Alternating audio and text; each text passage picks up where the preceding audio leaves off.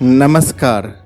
कैसे हैं आप लोग? तो स्वागत है आप सभी का हमारे इस चैनल भाषा टाइम्स पर। तो मित्रों, अभी मैं कोलकाता में हूँ और यहीं साइकिल चला रहा हूँ। सड़क पर लगे हुए बोर्ड से या गाड़ी के नंबरों से आपको समझ में आ ही जाएगा, लेकिन इसके बावजूद भी मैं आप लोगों को बता देना चाहूँगा कि ये जो कोलकाता का एरिया है, ये काफ़ी भीड़ भाड़ वाला एरिया है और इसलिए इधर साइकिल चलाना थोड़ा सा तो मुश्किल होता है। लेकिन आप कलकत्ता के जो सामाजिक स्थिति, आर्थिक स्थिति को आप इन वीडियो के माध्यम से भी समझ सकते हैं। ज़रूरी नहीं है कि इस विषय पर मुझे बोलना ही पड़ेगा। तो आगे बढ़ता हूँ। मित्रों, आप सभी जानते हैं कि बिहार और उत्तर प्रदेश से लोग मेहनत मजदूरी करने के लिए इस शहर में आते हैं। इसी तरह पंजाब के लोग मेहनत और मजदूरी करने के लिए कनाडा जाते हैं।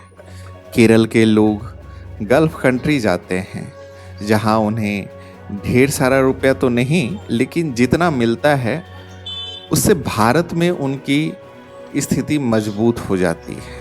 मित्रों, आप कहेंगे कि बिहार के लोग को भी विदेश चले जाना चाहिए, वहाँ जाकर पैसे कमाना चाहिए। तो आपका बात सही है और पहले जाते भी थे।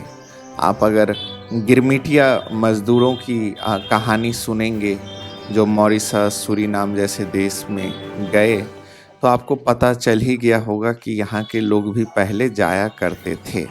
लेकिन आज़ादी के बाद स्थिति बहुत बदल गई। तो खैर, मैं उस पर कभी और विस्तार से बात करूंगा। अभी तो ढेर सारा वीडियो बनाना है और अलग अलग विषय पर आप लोगों के साथ बातचीत करते रहना है, तो इसलिए विषय का कमी नहीं है। तो आज उन विषयों को इसमें नहीं लाऊंगा। मित्रों, आप सभी को बताना चाहूँगा कि विदेश जो लोग जाते हैं या जब किसी का पलायन होता है तो उसमें भाषा की बहुत बड़ी भूमिका होती है। अब आपको बिहार का ही उदाहरण देता हूँ। बिहार के लोग अभी तक अपने बच्चों को और खुद हिंदी बोलना सिखा रहे हैं और पढ़ भी रहे हैं, जबकि आपको पता होगा कि बिहार में हिंदी के अतिरिक्त मैथिली बोली जाती है और मगही बोली जाती है, भोजपुरी बोली जाती है, अंगिका बोली जाती है, वज्जिका बोली जाती है। कई ऐसी जो बोलियां हैं, कुछ भाषाएं हैं, उर्दू बोली जाती है। तो ये सब बिहार में भाषा बोली जाती है हिंदी के अलावा। लेकिन आप सभी यह जान करके हैरान हो जाएंगे कि जो कलकत्ता है वह काफ़ी बिहार से सटा हुआ एक महानगर है। जो लोग बिहार से यहाँ आते हैं वह बिना रिजर्वेशन के आ जाते हैं, यानी कि उन्हें सोचना नहीं है, अभी मन हुआ टिकट कटाए आ गए। लेकिन ये लोग आते क्यों हैं? आते इसलिए हैं कि यहाँ कुछ महीनों में आप देखेंगे कि जो बिहार के लोग यहाँ आए हैं बहुत ही खूबसूरती से बांग्ला बोल लेते हैं, क्योंकि मित्रों, बिहार में जो बोली जाने वाली उपभाषाएं हैं वह बांग्ला की सिस्टर लैंग्वेज है। शब्दों में इतनी समानता है कि आप 5 महीना यदि यहाँ रहेंगे तो आपको लगेगा कि बस थोड़ा सा हेरा फेरी है, नहीं तो बहुत ही ज़्यादा सिमिलरिटी है। लेकिन दोनों भाषाएं अलग हैं। लेकिन इसका फ़ायदा यह होता है बिहार के लोगों को कि वह बांग्ला भाषा सीख लेते हैं, और यही चीज़ें जो पूर्वांचल है जिसमें उत्तर प्रदेश का भी हिस्सा शामिल है, वहाँ के लोगों को भी इसका फ़ायदा खूब मिलता है। इसलिए ये लोग यहाँ काम करते हैं और कुछ पैसे कमा करके जहाँ पर वह रहते हैं वहाँ से तो कम से कम यहाँ आकर के इनकी आर्थिक स्थिति थोड़ी बदल जाती है, सांस ले पाते हैं। मैं ये नहीं कहूँगा कि बहुत अमीर हो जाते हैं, सांस लेकिन ज़रूर ले पाते हैं। इसी तरीके से जब आप पंजाब जाएंगे तो वहाँ हर चौराहे पर, दुकानों पर, बोर्ड पर लिखा होगा कि टॉफल की तैयारी, जो और दूसरे इंटरनेशनल टेस्ट होते हैं, उसकी तैयारी कराई जाती है। ढेर सारा आप जालंधर, अमृतसर, लुधियाना में सड़कों पर देखेंगे। जैसे पटना में या दिल्ली के मुखर्जी नगर में यूपीएससी का बोर्ड होर्डिंग लगा हुआ दिखेगा, पंजाब में उसी तरीके से टॉफेल आईएलटीएस का बोर्ड लगा हुआ दिखेगा। ये सभी लोग विदेश जाना चाहते हैं। मैंने इसके पहले भी शायद किसी वीडियो में आपको बताया होगा कि पंजाब के जालंधर से थोड़ा दूर एक गुरुद्वारा है। इस पर बीबीसी ने एक बार बहुत पहले डॉक्यूमेंट्री किया था, लेकिन मैं वहाँ जा कर के दर्शन करके आया हूँ। वहाँ पर तो लोग हवाई जहाज़ जा कर के चढ़ाते हैं ताकि उनको विदेश जाने का मौका मिल जाए। मित्रों, हम कोशिश करेंगे कि किसी भी घटना के पीछे भाषा का क्या योगदान होता है। तो अभी तक आप समझ ही गए होंगे कि पंजाब के लोगों को विदेश जाने के लिए अंग्रेजी भाषा सीखना पड़ता है। केरल के लोगों को विदेश जाने के लिए अरबिक भाषा सीखना पड़ता है। इसलिए केरल में आप अरबिक भाषा सीखने का एक क्रेज़ देखेंगे, क्योंकि उसका संबंध सीधा आर्थिक है और वहाँ के लोग सीखते भी हैं। साथ ही साथ अंग्रेजी का भी एक अपना दबदबा रहता है। लेकिन बिहार एक ऐसा राज्य है जहाँ आज भी लोग हिंदी भाषा सीख रहे हैं और उसी भाषा को सीख करके अपनी आर्थिक स्थिति को मजबूत करने का प्रयास कर रहे हैं।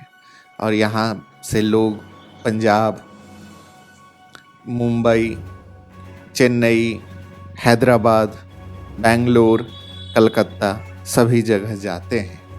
लेकिन सबसे ज़्यादा जो प्रायोरिटी इनका होता है वह होता है कलकत्ता। तो इसलिए कलकत्ता में था, तो इस विषय पर आप लोगों को थोड़ा सा बता दिया। अब आपको थोड़ा महत्वपूर्ण विषय पर लेकर के चलता हूँ, ताकि आपके किसी न किसी परीक्षा या कोई विषय पर अगर आप निबंध भी लिखिएगा तो आपको काम आ जाएगा।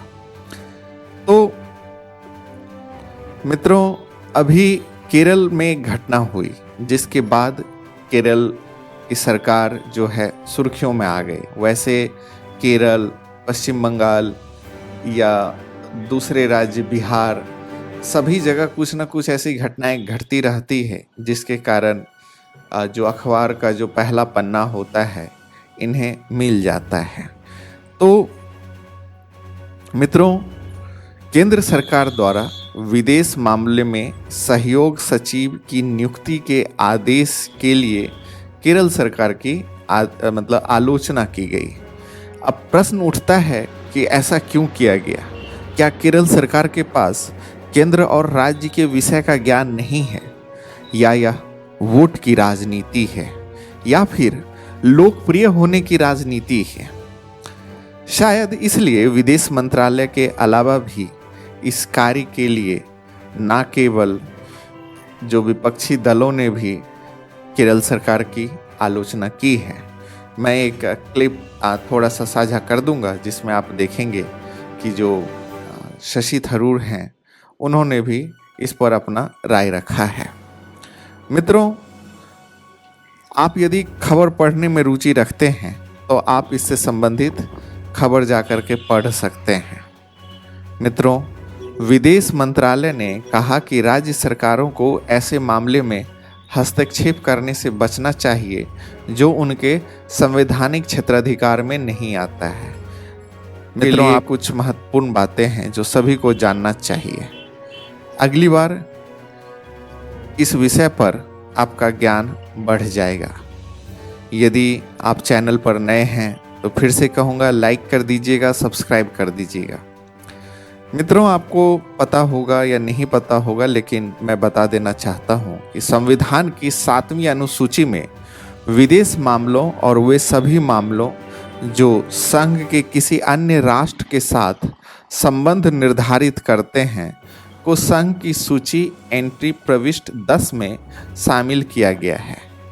यह बात केरल सरकार को भी पता है, क्योंकि आप सभी जानते हैं कि राज्य सरकार के पास एक लीगल एडवाइज़र होता है।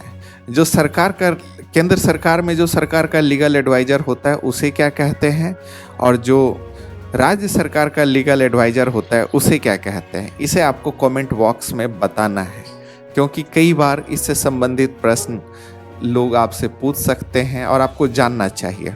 केंद्र सरकार वाला मैं बता देता हूँ, अटॉर्नी जनरल बोला जाता है उनको, तो इसके बारे में आप थोड़ा सा पढ़ लीजिएगा।